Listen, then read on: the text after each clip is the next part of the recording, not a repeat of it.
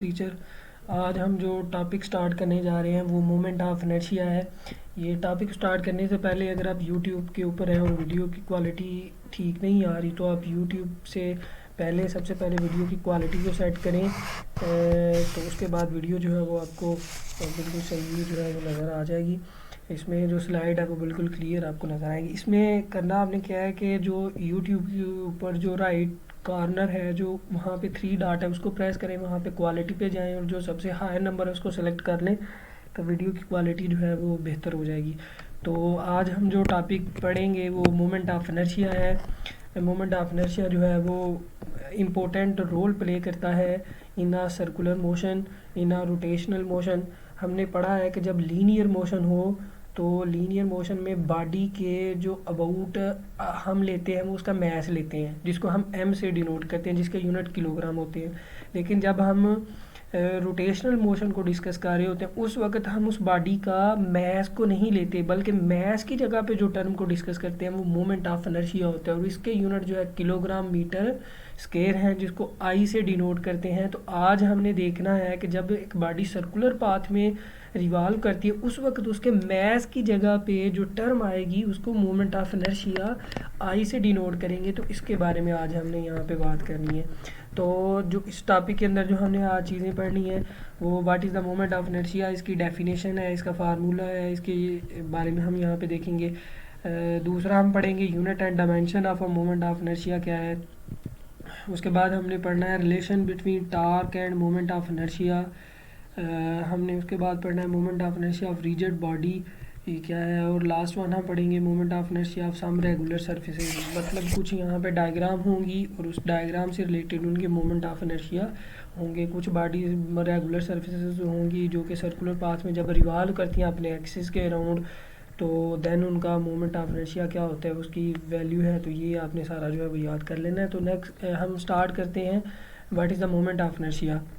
Moment of inertia यहाँ पे दिया हुआ है, इसकी स्टेटमेंट है। सबसे पहले इसको देख लेते हैं। The product of a mass of a body and the square of the perpendicular distance between body and the axis of rotation when a body rotate in a circular path is called moment of inertia। हमारे पास इसकी definition इस तरह से दी हुई है कि moment of inertia equal किसके होता है, प्रोडक्ट ऑफ मैस के और साथ जो उसका square of the perpendicular distance from the axis of rotation उसके स्केयर के इक्वल होता है। तो यहाँ पे इसका नीचे फार्मूला देख सकते हैं। हमारे पास ये जो दिया हुआ है ये आई है मोमेंट ऑफ इनर्शिया, ये इक्वल किसके है, जो बॉडी सर्कुलर पाथ में रिवॉल्व करी उसका मैस के और साथ जो उसका एक्सिस ऑफ रोटेशन से लेकर जो उसका डिस्टेंस है उसके स्केयर के जो है वो इन दोनों की प्रोडक्ट जो है वो हमारे पास मोमेंट ऑफ इनर्शिया की इक्वल आती है। The moment of inertia I, और इसको आई से डिनोट करते हैं of a body having mass M rotating in a circular path of a radius R is given as. हमारे पास एक बॉडी है जो कि सर्कुलर पाथ में रिवॉल्व कर रही है, उसके मैस की प्रोडक्ट और उसका जो रेडियस है उसके स्केयर की प्रोडक्ट, इन दोनों की जो आपस में प्रोडक्ट है इसको मोमेंट ऑफ इनर्शिया का हम नाम देते हैं। नेक्स्ट हम इसके यूनिट एंड डायमेंशन की बात कर लेते हैं। तो जो यूनिट है मोमेंट ऑफ इनर्शिया के मैस है तो मैस का किलोग्राम आ जाएगा, ये रेडियस है डिस्टेंस है इसका मीटर स्केयर आ जाएगा। Kilogram metre square is the unit of a moment of inertia. और डायमेंशन की बात करें तो इसकी डायमेंशन के अंदर जो है वो मैस का फैक्टर होगा, लेंथ का होगा और टाइम का ज़ीरो है। चूँकि यहाँ पे सिर्फ और सिर्फ मैस और लेंथ का है इस वजह से ये m की पावर प्लस और l की पावर प्लस 2 और t की पावर 0 जो है उसकी डायमेंशन है। नेक्स्ट हम पढ़ने जा रहे हैं what is the relation between torque and moment of inertia. ये हम यहाँ पे पढ़ने जा रहे हैं। हमारे पास एक consider a massless rod of length R, एक हमारे पास ये मैसलेस रॉड है जिसकी लेंथ यहाँ पे आर है। Place this rod in horizontal, इसको हमने इस तरह से हॉरिजॉन्टल प्लेस किया in such a way that it's one end carries mass M. जबकि इसका एक एंड आप देख सकते हैं, ये इसका एक एंड जो है उसके साथ हमने कैरी किया हुआ है, मैस किया हुआ है, रखा हुआ है, इसके साथ अटैच किया हुआ है। While other end is pivoted at point C, और दूसरे जो एंड को हमने पिवट किया हुआ है, यहाँ पे फिक्स किया हुआ है सी पॉइंट के साथ। The acceleration is produce in a mass when a force F is applied on a body. जब इस मैस के ऊपर फोर्स एफ अप्लाई की गई तो देन इसके केस में यहाँ पे एक्सेलरेशन प्रोड्यूस हुआ, और the force is applied perpendicular on it, और ये जो फोर्स है इसके रेडियस के बिल्कुल हमने परपेंडिकुलर अप्लाई की। The magnitude of acceleration is given by Newton second law of motion. ये जो यहाँ पे फोर्स हमने प्रोवाइड की इसकी वजह से जो इसमें एक्सेलरेशन प्रोड्यूस हुआ इसको हम न्यूटन के सेकंड लॉ से देख सकते हैं, जो कि F is equal to M A आता है। This one is the first equation. अब आप यहाँ पे देख सकते हैं कि जब हमने उसके ऊपर लीनियर फोर्स अप्लाई की तो ये बॉडी सर्कुलर पाथ में रिवॉल्व करना शुरू कर दी। इसको चाहिए था ना बिल्कुल सीधी पाथ में मूव करे, चूँकि हम फोर्स लगा रहे हैं, लेकिन ये फोर्स लगाने से ये बॉडी सीधी लाइन की बजाय सर्कुलर पाथ में रिवॉल्व करना शुरू कर दी। तो जब बॉडी सर्कुलर पाथ में रिवॉल्व करती है तो उस वक्त चूँकि एंगुलर एक्सेलरेशन आएगा, जिसको हम अल्फ़ा का नाम देते हैं। The angular acceleration alpha is produce because force F tends to rotate the body about an axis of rotation. और फोर्स के अप्लाई करने से बॉडी सीधी लाइन की बजाय वो सर्कुलर पाथ में रिवॉल्व करना शुरू कर दिया, तो उस वक्त जो एक्सेलरेशन होगा उसको एंगुलर एक्सेलरेशन अल्फा से डिनोट करेंगे। The relation between angular acceleration and the linear acceleration are related as A is equal to R alpha. इन दोनों के दरमियान रिलेशन ये है। तो ये क्वेश्चन नंबर 2 है। Putting the value of equation number 2 in equation 1 हुई है, F is equal to M A था, ए की जगह पे हमने आर अल्फा की वैल्यू पुट कर दी। Multiplying both side by R, इस इक्वेशन को हमने दोनों साइडों पे आर से मल्टीप्लाई कर दिया। R F is equal to M R square alpha हो गया। और हमने पढ़ा है the product of R and the F is called torque. तो लेफ्ट साइड पे जो हमारे पास आ रही है इसकी प्रोडक्ट, इसको हमने टार्क का नाम दे दिया। ये एम आर स्केयर हमने पीछे पढ़ा है मोमेंट ऑफ इनर्शिया के बारे में। The product of mass and the square of the perpendicular distance from the axis of rotation is called moment of inertia. तो इसकी जगह पे आई आ गया और अल्फा एज इट आ गया। The torque acting on body is zero.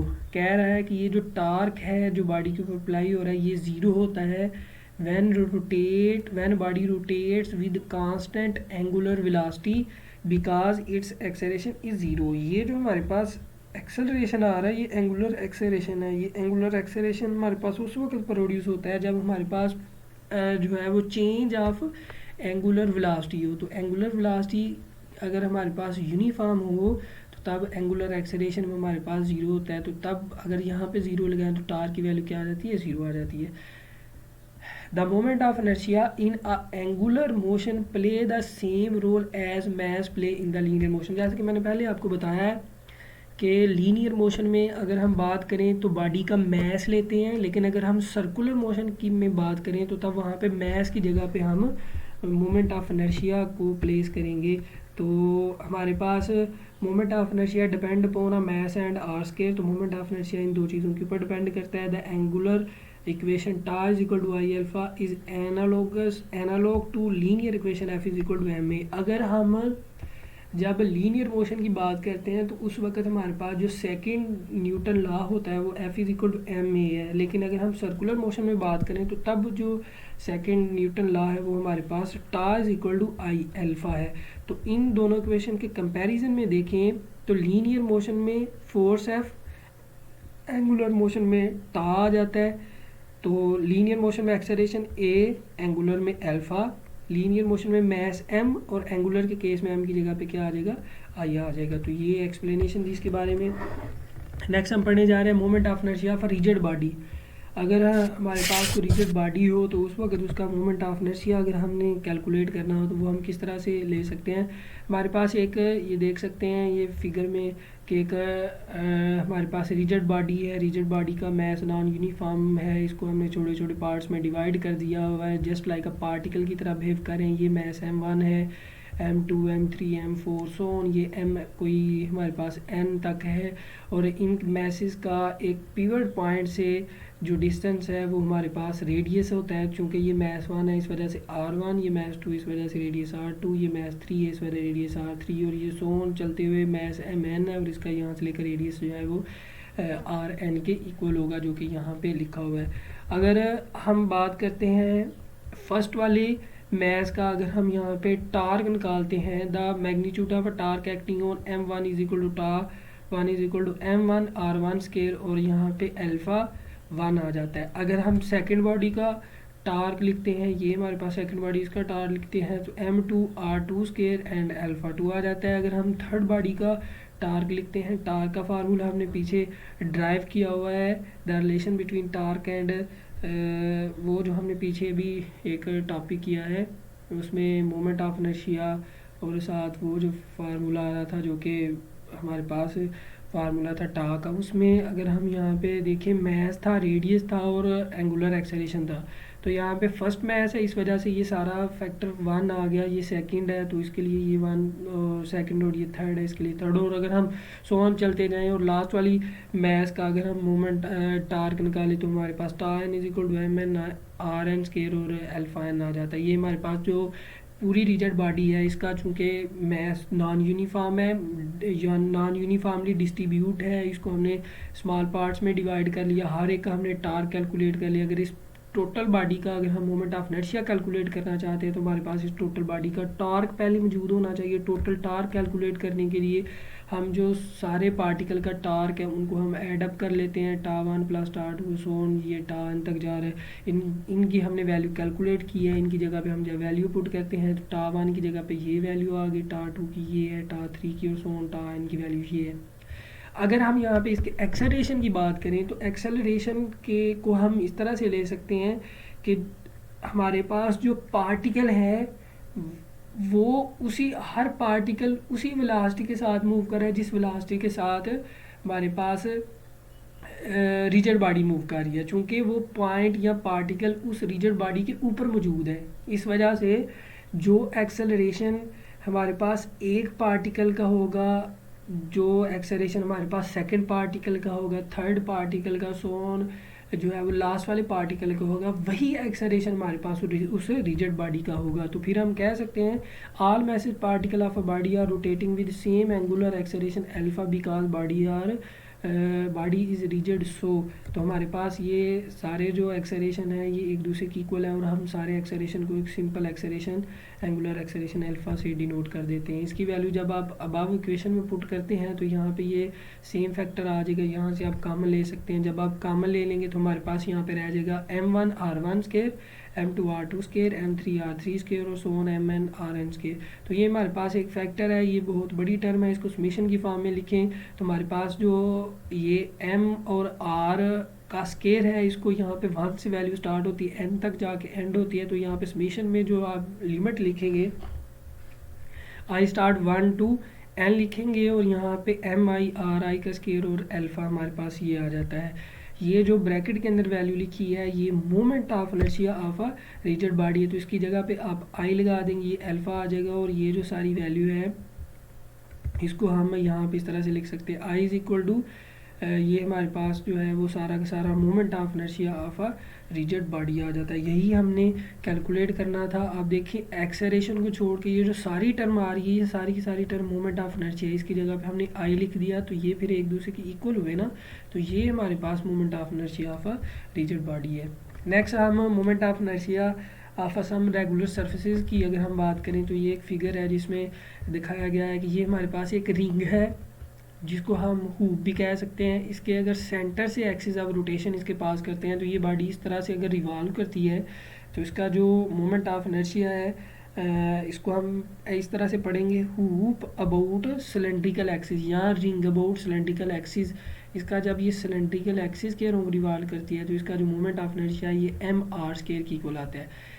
अब अगर हम इसकी बात कर लेते हैं तो ये हमारे पास सिलेंडर है, ये सिलेंडर के अगर सिलेंड्रिकल एक्सिस के अलोंग अगर हम इसका मोमेंट ऑफ इनर्शिया देखते हैं तो i is equal to m/2 r1 का स्केयर प्लस r2 का स्केयर। नेक्स्ट अगर हम यहाँ पे सॉलिड सिलेंडर की बात कर लेते हैं, ये हमारे पास हॉलो सिलेंडर था, ये हमारे पास सॉलिड सिलेंडर है। डिस्क भी इसको कह सकते हैं अबाउट सिलेंड्रिकल एक्सिस। जब ये इसके अंदर से इस तरह से ये एक्सिस पास करते हैं तो इस वक्त इसका moment of inertia 1/2 m/r square, r यहाँ पे इसका यहाँ से लेकर यहाँ तक रेडियस है। अगर हम यहाँ पे सॉलिड सिलेंडर की बात करते हैं या डिस्क इसको कह सकते हैं अबाउट सेंट्रल डायमीटर, अगर इसके एक्सिस जो है वो यहाँ पे हमारे पास इस तरह से आते हैं, यहाँ पे इसके एक्सिस ये थे, ये इसके अंदर से पास कर रहे थे, लेकिन इसका एक्सिस अगर यहाँ पे वर्टिकल है तब इसका मोमेंट ऑफ इनर्शिया जो है 1/4 m/r square plus 1/12 m/i square जो है वो हमारे पास इसका मोमेंट ऑफ इनर्शिया आ जाता है। नेक्स्ट ये आई बेसिकली क्या है, आई इसकी आई नहीं बेसिकली ये एल है, और एल यहाँ से लेकर ये इसकी लेंथ है। आई तो मोमेंट ऑफ इनर्शिया इसका है, ये इसकी लेंथ है। नेक्स्ट अगर हम यहाँ पे thin rod about axis through centre perpendicular to length,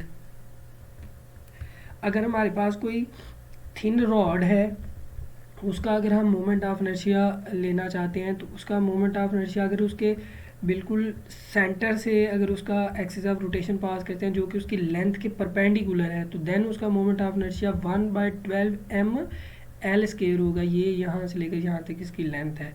लेकिन thin rod about axis through one end perpendicular to length, अगर ये इसके अब देखें ये जो इसका एक्सिस ऑफ रोटेशन है इसके सेंटर से पास कर रहे हैं, लेकिन यहाँ पे ये एक्सिस ऑफ रोटेशन उसके वन एंड से पास कर रहे हैं, तो तब इसका मोमेंट ऑफ इनर्शिया क्या होगा, 1/3 m एल स्केयर इसका मोमेंट ऑफ इनर्शिया होगा। ये हमारे पास है solid sphere about any diameter. Solid sphere है कि जो कि अंदर से बिल्कुल फिल है, लाइक तरबूज की तरह है जो कि अंदर से टोटली फिल्ड होता है, या गोला थ्रो जो कि स्पोर्ट्स के अंदर यूज़ होता है वो भी अंदर से सारा फिल्ड होता है। तो अगर हम उसका मोमेंट ऑफ इनर्शिया लेते हैं एट एनी एक्सिस, तो या उसके डायमीटर के लॉन्ग ही होगा एट एनी एक्सिस इसको बोल सकते हैं, तो ये 2/5 m r स्केयर होगा। लेकिन अगर हमारे पास ये थिन स्फेरिकल शेल हो, अंदर से बिल्कुल हॉलो हो लाइक अ बलून की तरह या फुटबॉल की तरह, तो उसका अगर हमारे पास मोमेंट ऑफ इनर्शिया अगर हम लिखना चाहते हैं तो 2/3 हो जाएगा। यहाँ पे 5 है और यहाँ पे 3 हो जाएगा m r स्केयर। और अगर हमारे पास हुप है या कोई सिलेंडर है और उसके एनी डायमीटर के लोग, यहाँ पे एक हम ये पढ़ चुके हैं जो कि इसके सेंटर से पास कर रहा है। दूसरा ये हमारे पास जो एक्सिस अगर उसके इन रिम से पास करके वो एक्सिस जाता है तो तब उसका हमारे पास moment of inertia 1/2 m r square आएगा। यहाँ पे हमारे पास जस्ट m r स्केयर है, लेकिन यहाँ पे हमारे पास 1/2 m r स्केयर होगा। ये हमारे पास है कि अगर कोई स्केयर है या अगर कोई स्लैब है या कोई हमारे पास जस्ट लाइक अ रेक्टेंगुलर कोई लाइक अ बुक है या कोई हमारे पास रजिस्टर्ड है, उसके अगर सेंटर से हमारे पास एक्सिस पास करते हैं, इस तरह से एक्सिस पास करते हैं, उसकी जो हमारे पास लेंथ है b है, उसकी विड्थ a दी हुई, इसके मोमेंट ऑफ इनर्शिया हमारे पास 1/12 m a का स्केयर प्लस b का स्केयर। तो ये सारे जो है वो हमारे पास सम रेगुलर सर्फेसिस हैं जिनके मोमेंट ऑफ इनर्शिया यहाँ पे दिए हुए हैं। आपने ये सब बच्चों ने इसको याद कर लेना है, ये MCQs में यूज़ होता है। और नेक्स्ट आगे जो आप कहीं पे भी कोई एग्ज़ाम देने के लिए जाते हैं या इंटरव्यू के लिए जाते हैं तो वहाँ पे भी ये क्वेश्चन इस तरह से पूछे जा सकते हैं। तो ये हमारा आज का टॉपिक था। उम्मीद है सब बच्चों को समझ आई होगी। आज के लिए इतना ही। अल्लाह हाफिज़।